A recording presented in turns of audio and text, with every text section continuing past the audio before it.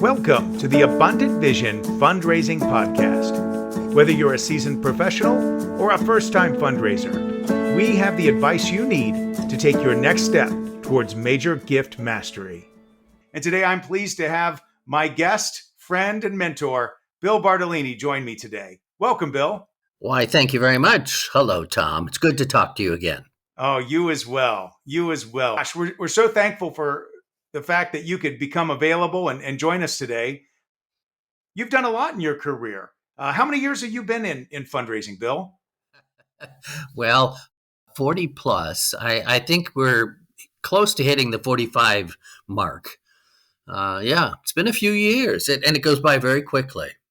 Well, I know that our audience, it's made up of a lot of people, folks that are new to the field, folks that have been around a while. But I think one of the things that I always enjoy most when I'm listening to a podcast is kind of to learn broadly about the arc of the individual's career and kind of their journey along the way. Could you share with us a little bit about, where you got your start, where your career took you and what you're doing now? Be happy to, Tom. Well, like many people, I didn't know what I wanted to do with my life. And so I actually sold shoes at Sears and luggage and kids' clothing for a while. And then I worked in community theater. But eventually I found fundraising. And my career really focused on mainly working for large universities with a smattering of nonprofits in between, like a child abuse prevention agency and an organization that provided educational materials for the blind and dyslexic.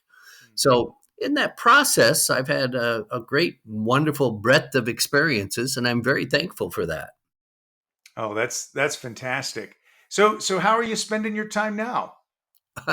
Well, I'm fortunate to say that I'm retired now, although I need to find a new word because retirement, it's really kind of reprogramming or moving into a different direction. So I volunteer quite a bit. I do a little bit of consulting, and I mentor other fundraisers, which is probably the thing that keeps me young and active. Oh, I'll bet. I'd love to hear, what are some of your volunteer interests, Bill? Well, my big thing is being active with the Association of Fundraising Professionals, AFP. Yes. And then I've also taken on occasional little nonprofits to kind of help them out and guide them. Oh, there's a wonderful culture museum in one of our neighboring towns, for instance. And it's that sort of thing that really appeals to me a great deal. Oh, that's wonderful. That's wonderful. So you mentioned your start a little bit, and I know you did a couple different things, children's theater, those sorts of things. Yes. What Yeah. what was the thing that really pushed you over the edge to dive into professional fundraising? What led you in that direction? Well, I will tell you, I was working for the local community theater, and the grant that paid my salary ran out.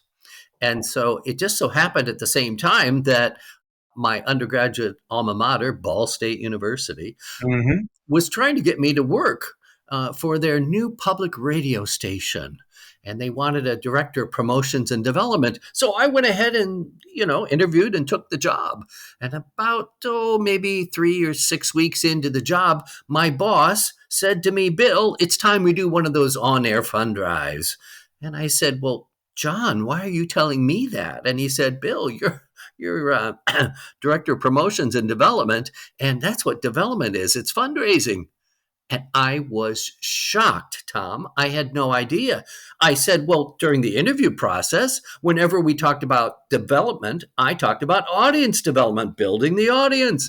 And he said, I know. I was afraid if I told you the truth, you wouldn't take the job.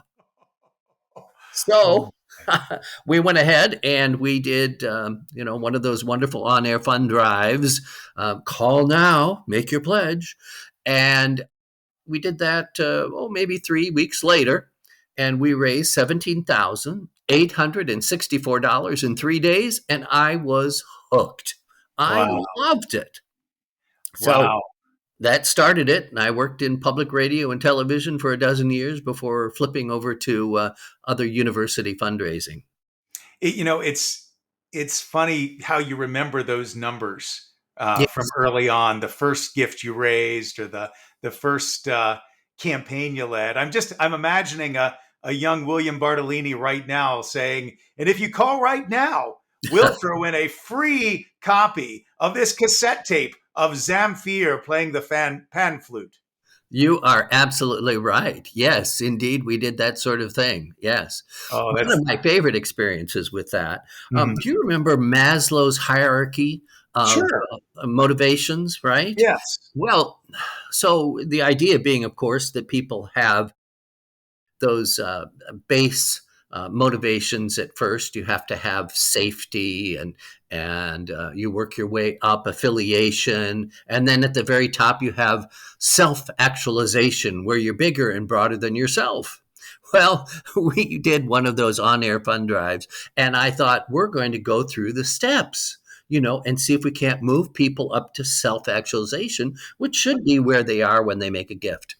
The first three pledge breaks were so bad, my boss almost had me thrown out. But we got to the upper level and we got to self actualization, and people just went crazy, and we couldn't answer all the phones. It was a wonderful experience. Oh, that sounds like it. Wow. Well, we'll probably talk about Maslow and some of those things later when we talk about your doctoral degree. I do apologize because I didn't introduce you as Doctor William Bartolini, but we'll get to that in just a little bit. Okay. So in those early days, Yes. but both when you were doing the on air pledge drives and things, but also in your first jobs as a major gift fundraiser, I'm curious to hear about the struggles you had. What were they and how did you overcome them? Well, first of all, there's just so much to learn when you're brand new. Now, I happen to be motivated by that. I mean, I find it very stimulating to not know something and to have to figure it out. So for me, that was really very important. And figuring out where the resources were so that I could learn what I needed to learn. In the case of raising money for public radio, there was the Public Radio Exchange, which was a big information group. But later on, as I started working for universities, AFP, Association of Fundraising Professionals, became very important. CASE, the Council for the Advancement and Support of Education, became important. And also working with other fundraisers and other professionals to find out what they knew. Those were really very important to me. I have to say also that as we go through the process of discovery, finding out who the prospects are, and then cultivating, and then asking, and then stewarding, as we go through the various steps, whatever names you choose to give them, I find it was really important to learn about each step. That helped me a great deal. So I will tell you, one of my early jobs, now, mind you, this was before we had the technology we have today. So we were able to try and figure out who the prospects were. And so we had to have some creative problem solving. We printed off phone-a-thon cards for all of the prospects. And then I sat in my living room for several evenings on the living room floor with a glass of wine, sorting those cards into various stacks. Oh, wow. Yeah. So I think learning is the big challenge and the big struggle at the very beginning. I'm sure. Now, you mentioned what I would recognize and what a lot of fundraisers would recognize as the various steps of the cultivation solicitation cycle that's oftentimes also talked about in what's called in the business moves management. Right. Hmm. I've got to bring this up. I was listening to someone today talk about moves management Uh-huh. very negatively, Oh, and I've heard a number of my fellow consultants really go off on moves management as being outdated and as we've got to move beyond there. Now, I I do take a position that moves management, I feel like, it's the bread and butter and the foundation of a good major gift program. Mhm. I'm curious, Bill. Do you see problems with the moves management approach at all? It's in large part dependent on how it is implemented. Mhm. I think the concept of moves management is really very good. The idea that you figure out who your major prospects are, that you have scheduled interactions with them, that you have a trusted partner Mhm. who becomes your voice Mhm. to that individual. Those are all, excellent things. But I've also seen where moves management has been used to beat up fundraisers. You haven't made your moves. Why are you only talking on the phone? Why aren't you getting out of the office and going to see people? Yes. And so if we can use moves management as a structure Yes. and help lift people up so that they are successful, then I think moves management can really make a huge difference to an operation. Yeah. No, I agree. I think the folks that are kind of down on it, and I won't mention names because I don't want to pick on anybody, but Sure. a lot of times what they're doing is they'll take an example like you just brought up where it's used in a negative way, and Hmm. then their response is, well, this is moves management's fault. We just need to get rid of moves management, and then Right. everything will be great. Hmm. Anyway, it was on my mind this morning, so I wanted to get Great. your thoughts on it. Yeah. Well, and I've been in the situation where I was supervising. Oh, I don't know. I had 17, I think, in one organization, had over 40 in another. Hmm. And my boss was really what he thought was into moves management. Yeah. Uh, but it was really about making sure people were doing their jobs. Yes. And so he was pushing the numbers and pushing the numbers, when in reality, yes, you have to have a focus on the numbers, but you also need to be focused on the heart, right? Yes. The Right. art and science It's of, both and, right? yeah, Not yeah, either or. That's how I've always seen it. hmm, yeah, Ah, well, so, you know, like we've said, you've had a great career, Bill. hmm, I'd love to hear about some of the highlights from your time in fundraising. First off, tell us about the highlights, but then maybe you could follow that up with some of the things you've learned along the way. sure. All right, be happy to do that. I'd be happy to do that. I think the real highlight comes down to the people, Hmm. and certainly the donors. You know, I have had an opportunity to work with just fantastic people that I would never have been able to meet otherwise. There was a gentleman who inherited oodles of money, but he became a philanthropist. He knew that he couldn't just rest on his laurels. There was a woman who built $1 billion clothing business. Oh, Uh, wow. yeah, yeah. I had the opportunity to sit in Oscar de la Renta's office asking him for a gift, if that wasn't a thrill, or meeting with the president of Bloomingdale's. So, but then there's also the ordinary people. One gentleman, I'm going to call him an ordinary gentleman Yes. because he was a salt of the earth individual of modest means, but he had an extraordinary heart and wanted to make his corner of the world a little bit better. So, working with those donors, but also with colleagues. I had a social worker I was working with, a nonprofit organization, and the social worker explained passive aggressive behavior to me. And that became so useful in dealing with some bosses through my years, as well as with some colleagues and donors. So it's the listening to people, the learning and connecting with people, the facilitating, the doing of good works. That really, for me, is a highlight. Now, one of the learnings, as you call it, I believe, a couple of different things come to mind. The first is, I think that people really do have the potential to develop empathy. And I believe that empathy is really the core to philanthropy.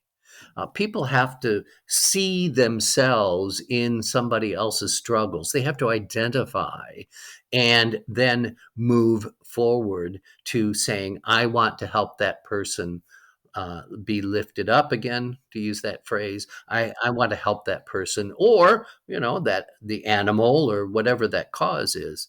So seeing that people can develop empathy and then have the potential to be philanthropic really becomes important to me.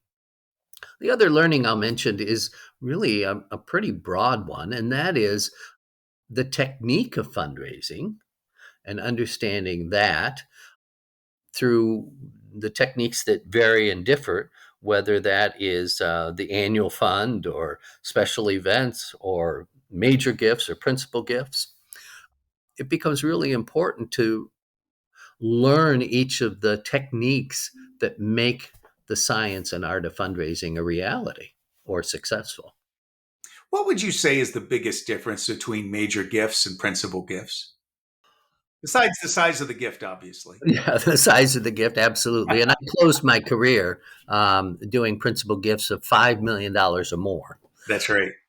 So I think a couple things come to mind. The first one is that often principal gifts will take longer than a major gift.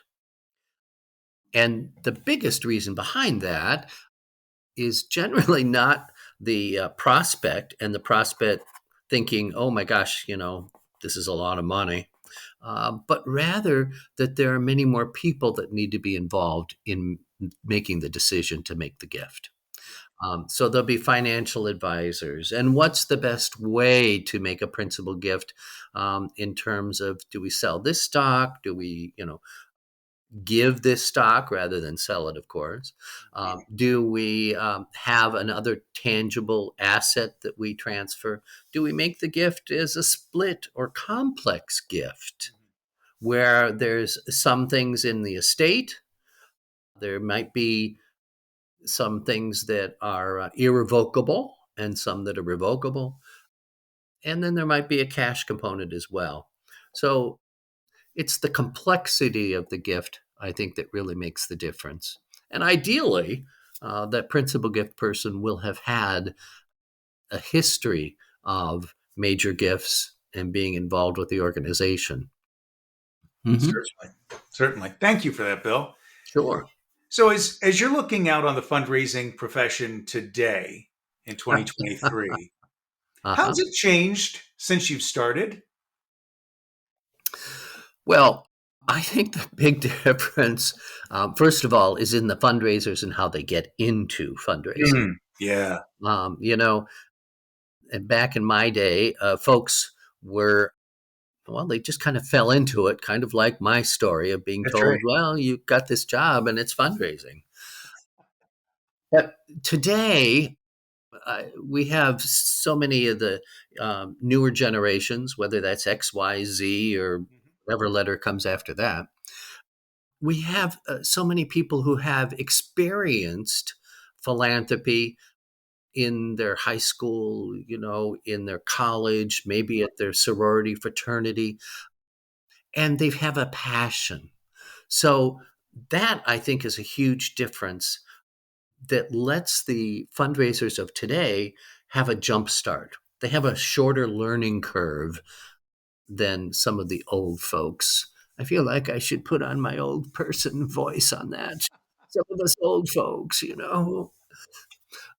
I think that's one of the big things. But there's another element, and that is that the fundraisers of today, again, the latest generations, have a great sense of social justice. Yeah. And they strongly believe in that. I know that you see that within your own kids, Tom. I do. And that gives me great hope for the future. I'll paint with a broad brush here and say that my generation, and I'm a baby boomer, tail end of baby boomers, we haven't done a very good job about caring for our planet, for our future, for our fellow human being, for our animals.